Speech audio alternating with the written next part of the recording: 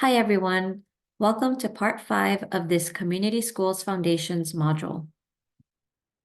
We're going to dive deeper into the fourth and final pillar of community schools.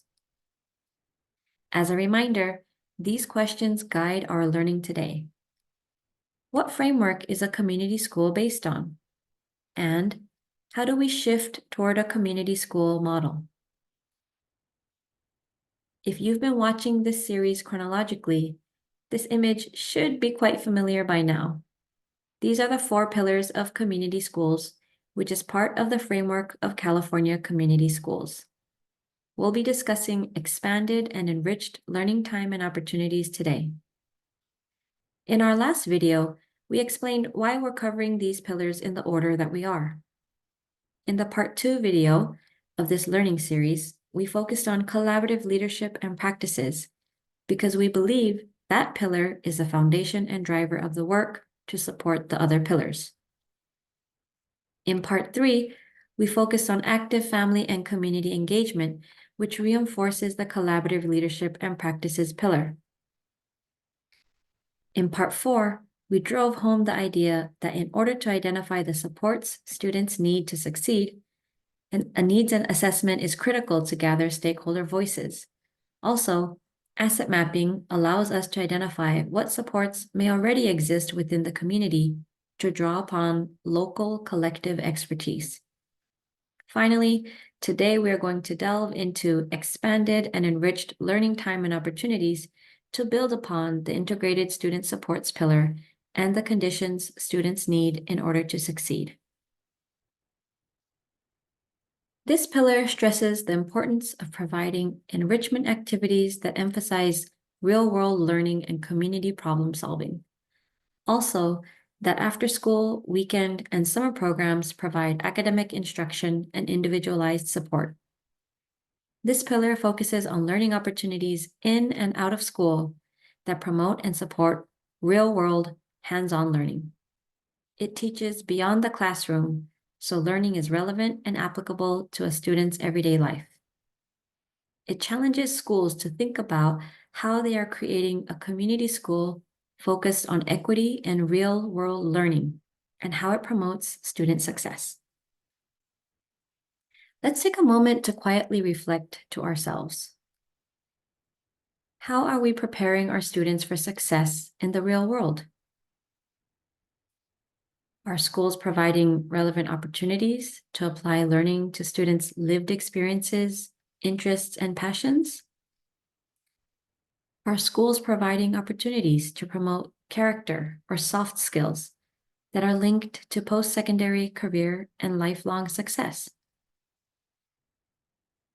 There are several approaches we can take to shift toward a community school and ensure that we are educating students in meaningful, relevant ways to promote lifelong success. The first is teaching to the whole child. What does it mean to address the whole child? Well, it considers a child's or a student's physical health, mental health, cognitive development, social and emotional development, academic development, and last but not least, identity development.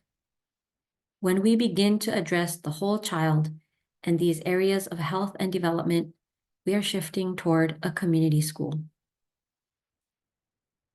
Another approach is through fostering and building 21st century skills, such as creativity and imagination, critical thinking, problem solving, and collaboration and teamwork.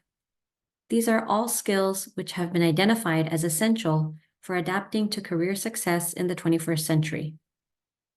Providing these expanded and enriched learning time and opportunities with a focus on skill development for the 21st century positions students well for future success, and again, is a way to make schools more equitable. Finally, another way we can shift toward a community school model is through school or community learning themes, values, and assets. What does that mean? Schools can create smaller learning communities with focused themes around the arts, STEAM, business, or social justice, to name a few. What other assets or interests are unique to the community in which students live? What values do students, families, and communities hold? And how can we tie services to those values? For example, a school with a learning theme around business may prepare students for real-world practical skills like resume writing, or may arrange and conduct mock interviews. These events can be coordinated with a local organization that gathers volunteers to be interviewers who pretend to be potential employers. The volunteers then give feedback on the students' interview skills or resume quality and encourage them in their future pursuits. These real-world experiences are not always accessible to many communities, so providing these services, if it's an expressed and identified need from stakeholders, is one way to shift toward a community school. So now that we've provided an overview of the expanded and enriched learning time and opportunities pillar, we'd like you to have a discussion if you are participating in teams. Feel free to divide yourselves into pairs or small groups of of 3 to 4. If you are participating individually, please reflect on these questions and write your thoughts in the note-taking handout provided with this webinar. We do encourage you to use norms of collaboration to foster positive discussion and facilitation.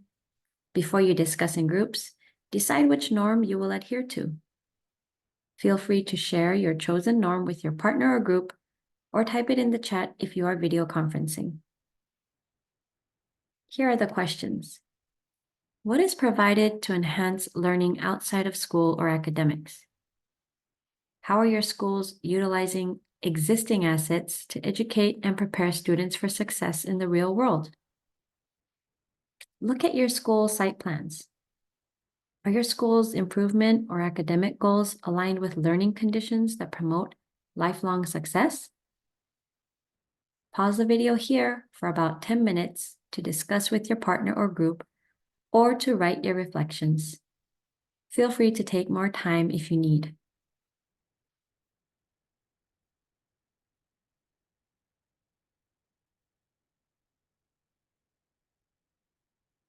This is the end of part 5 of this series. Click on the next video, part 6, for a discussion on the 4 cornerstone commitments.